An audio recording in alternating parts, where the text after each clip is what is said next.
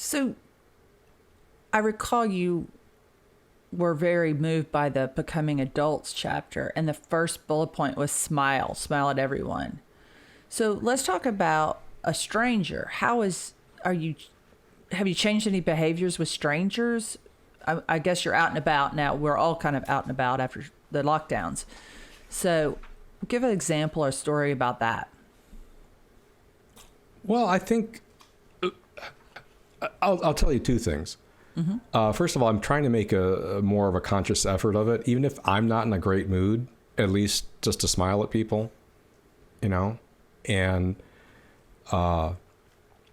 certainly, I mean, I go to Starbucks almost every morning, and certainly, interacting with not only the baristas who are, paid to smile, but, the other people in there, and trying to make an interaction. And, I used to be one of those types that just did not like small talk. It's like if a stranger came up and started like chatting at me, I think there's something wrong with them and like want to get away.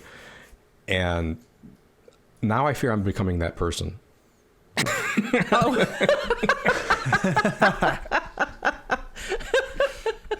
But I read the room too. Like if I'm just getting mm-hms, uh-hs, mm-hms, then I know they're clearly not interested. But I'll take an extra couple minutes, to chat with someone if it seems like the conversation is going somewhere interesting. And so that's the first thing I was going to say. And the second thing is it's almost the negative side of that, where it bums me out to see so many people still wearing masks, particularly outside. And just, I think, the last couple of years have been hard for everybody. And putting a finger on what was difficult for me, I think, was just not seeing people's expressions, out and about, and just not seeing smiles, not seeing, just the emotions and stuff. And so now when I'm out there and I'm seeing people, that, again, outside, winds blowing, there's no variant in the air right now. It just kind of bugs me. So it's kind of a negative side of it. And it's almost like, and I have the proof why it's making people miserable. So stop doing that. Okay, you heard it. Yeah. Sorry. For Todd's sake. Yeah. Let him see your face. Yeah. So in one of the first chapters, they talk about how humans might be closer to chimps or bonobos. And they said there was much to talk about there, but not in this book.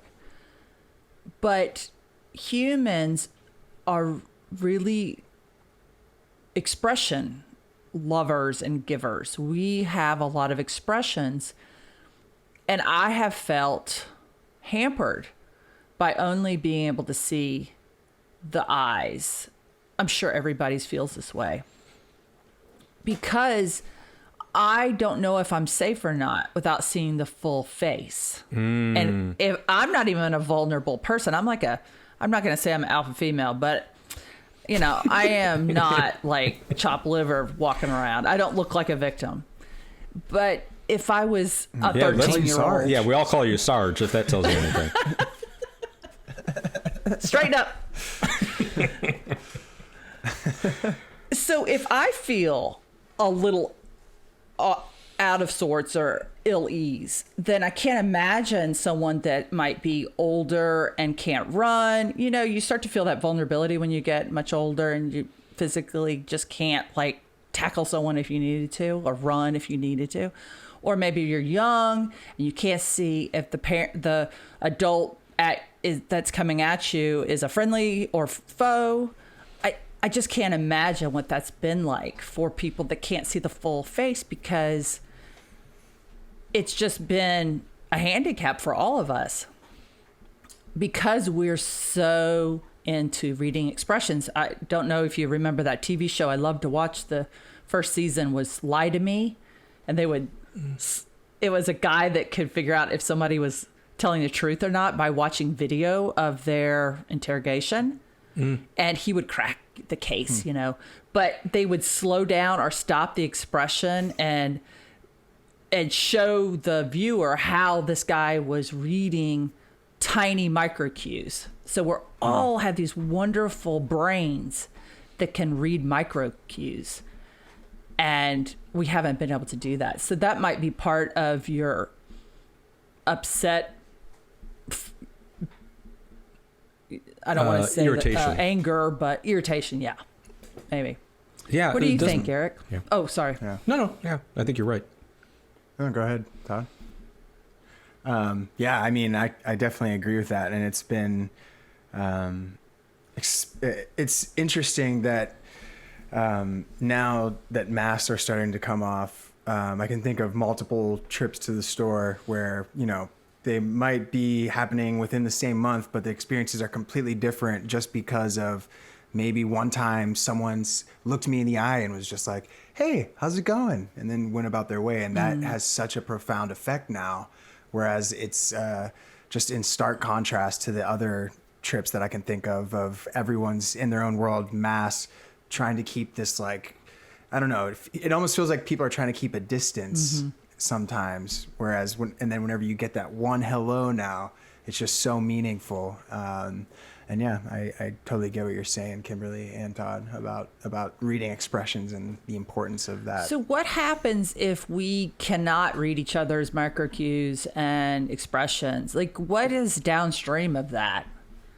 What do you mean? What's the long-term effects? Yeah. What do you think? The short-term, middle-term, long-term effects of not being able to read people's faces, full faces? Well, I have a thought. If we assume that people who are still wearing masks, unless they're at risk and feel they need to, it's probably safe to bet that people who are wearing masks vote Democrat, right? Eric! Really? Would that be safe? I don't think Wouldn't so. it? Really? No, You don't think so? not necessarily. No? You don't I think? thought you were joking. No? Okay. No, I wasn't. I'm genuinely curious who is, if you're not at risk, would you be more inclined to buy the narrative that this is a serious thing, that like there's lockdowns springing up again? Is it a left-right thing now? I mean, I thought we had gotten to that point. And so I guess where I was going with that is that if that is the case, then I would expect the downstream effect to be more division, right? Another reason to not trust other people. And then you have the added layer in there of not even being able to see the other person's expressions, or to be able to see, you know, how are they delivering something? Are they smirking when they say, you know, excuse me to me? Or are they, you know, and it creates this layer of confusion that if it is true that it's a left-right issue, I could see it making the left-right divide even stronger. Oh, okay. I hear your argument. You know, I'm thinking about people that still wear masks. I have no idea what their political affiliation is. But I will say this. It made me think about, it's really important when someone's on TV addressing the nation, whether they're a state senator or a governor or a president or whatever, that we see their full face. Whatever it takes for them to be able to talk in a safe manner. I think it's important not to have a mask on, because we as humans are taking every cue we can. Like, is that person telling the truth, or is that person sincere? And that makes us feel safe. And if you're masked, we have no idea. Yeah. Like, we don't even, our subconscious can't even pick that up. So I think you really hit on something very important, Eric, about trust. Yeah. Yeah. I mean, I think there's a lot of downstream effects. You asked if it had to do with like age groups, and I think that's certainly the case. I think there's a resilience in people that have made it into the 30s and 40s and 50s and maybe above that. But the formative years, 3 to 5 to 6 years old, where they're learning to read facial cues, I think we're going to have a whole, not a whole generation, but a block of kids, that we're going to see all sorts of effects, 10 years down the line, or maybe even sooner than that, where they'll be struggling. I think there'll be some issues, maybe cognitively and trust-wise, and maybe anxiety-wise. I don't know. I mean, they've already seen the huge uptake in speech pathology, and like speech teachers for kids. Because a lot of these kids are stunted because they can't see the lips moving as they're like learning how to make sounds and stuff. So they've already seen a big uptake in whatever that's called. Yeah, I mean, I wonder if there will be an increase in things that look like autism. Maybe not. Yeah. I'm not saying that there will be more autism, but more things that appear and manifest themselves like autism, like an inability to empathize with people. If in your formative years your interactions with others you're not able to get the most important signals from another person's face. Yeah, I think that's why the concept of that campfire is so important to Brett. I really got that. Like in Unity 2020 is the movement where we all came together, the Unity Now podcast, and tens of thousands of us came on together digitally, and a couple thousand of us came together and volunteered. And we listened to the Articles of Unity YouTube videos once a week, and they were called campfires. And it's very important that the community, whatever that is, if it's your family or if it's your work friends or it's your circle of friends or your state, whatever that circle is, that we're all allowed to come to the campfire and share stories. And that was the whole concept of Unity 2020, was the red team and the blue team come together, and the white team and the green team. We all come together around a campfire. And so it sounds like we have a lot of work in front of us, because not only did that not happen in 2020, but we had a lockdown that has handicapped so many of us from reading each other's faces and building trust.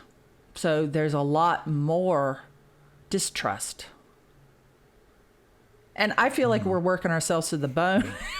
And we're trying to shovel it out, right? And the water keeps coming. Yeah. So sometimes it just feels such a steep mountain to climb some days.